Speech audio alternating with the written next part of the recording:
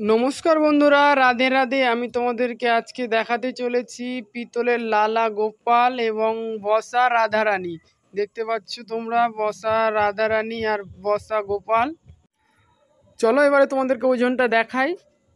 দেখতেই পাচ্ছ গোপাল আর রাধাটার ওজন হচ্ছে 9 কিলো 825 গ্রাম।